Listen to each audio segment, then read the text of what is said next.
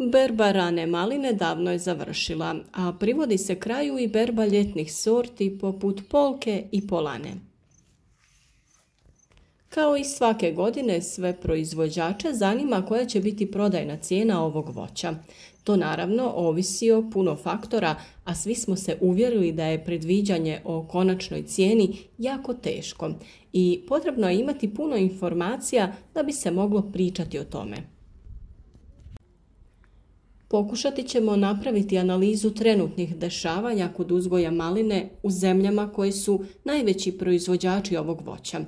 Voljeli bi da u komentare ispod videa napišete kakvo je stanje kod vas. Zajedno možemo pomoći jedni drugima da stvorimo širu sliku o temi cijene maline. Prvo što treba naglasiti kada je u pitanju uzgoj maline je smanjenje proizvodnje globalno, ali i lokalno. U Srbiji se očekuje pad proizvodnje maline za oko 12,2% u odnosu na prethodnu godinu. Međutim, prema informacijama od proizvođača, realan pad može biti čak i od 40 do 70% uz značajno smanjenje rodnosti. Uzroci su višestruki: klimatski stres poput mraze i suše, loša agrotehnika, visoki troškovi inputa i pad ulaganja zbog prethodnih niskih cijena.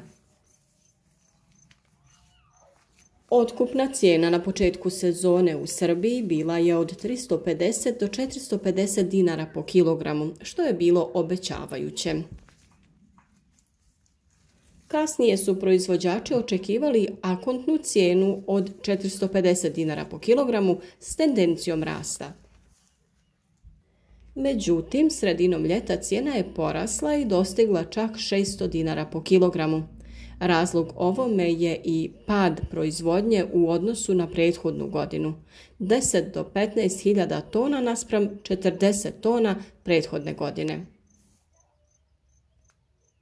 Proizvođači su zadovoljni, ali i oprezni. Opekli su se toliko puta u prošlim godinama, pa sve dok novac ne bude na računima, ne smiju se radovati.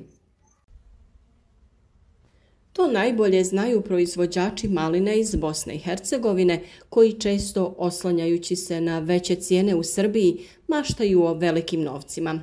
Ipak i u Bosni je krenulo sa rastom cijene, pa je početna otkupna cijena bila 5 do 6 maraka po kilogramu, što je za 20 do 30% niže nego u Srbiji. Sada se najavljuju akontativne cijene od 8 maraka, što uz poticaje u nekim sredinama može biti lijepa zarada. Naravno, još uvijek je ova cijena neizvjesna, jer se uvijek događalo da cijene ostaju kao na početku berbe, plaćanja kasne, a prinosi i profit ostanu ispod očekivanja. Veliki faktor kod definiranja cijene maline imaju i druge države poput Poljske, Ukrajine, Meksika i Čilea. Poljska je jedna od najvećih proizvođača maline u svijetu i vodeća u Europskoj uniji. Proizvodi oko 90% svjetskog malina koncentrata, ali pored prerađivačkog udjela, velik udio imaju u svježem programu maline. Ipak ove godine suočava se sa krizom. Malina ne pokriva ni troškove proizvodnje jer je cijena u ovom trenutku manja nego u Srbiji, a tu je i velik pritisak prerađivača što izaziva pad otkupnih cijena.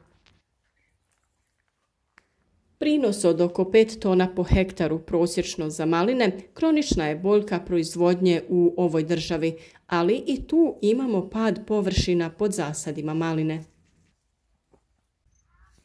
Ugovorno tržište i stabilizacija su glavne zabrinutosti lokalnih farmera u Poljskoj. U 2024. Ukrajina je postala svjetski lider u neto izvozima smrznutih malina sa 65.000 tona, premašivši Srbiju i Poljsku. Izvoz se više nego udvostručio u posljednje 3 sezone, pa će Ukrajina definitivno imati velik utjecaj na formiranje cijena.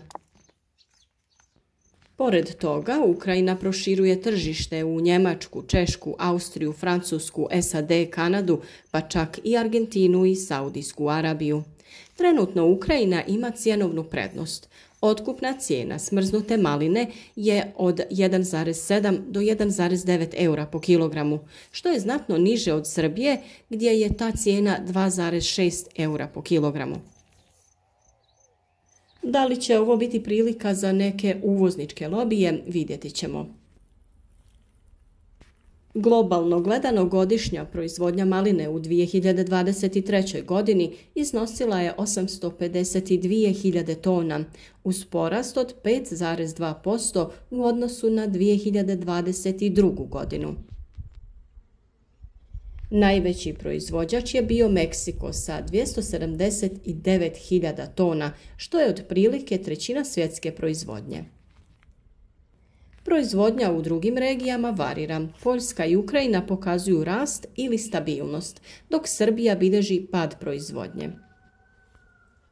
U Srbiji se očekuje pad prinosa od 20 do 30% zbog starih zasada i loše agrotehnike, što je definitivno bitan faktor koji bi cijenu mogao održati iznad očekivane cijene.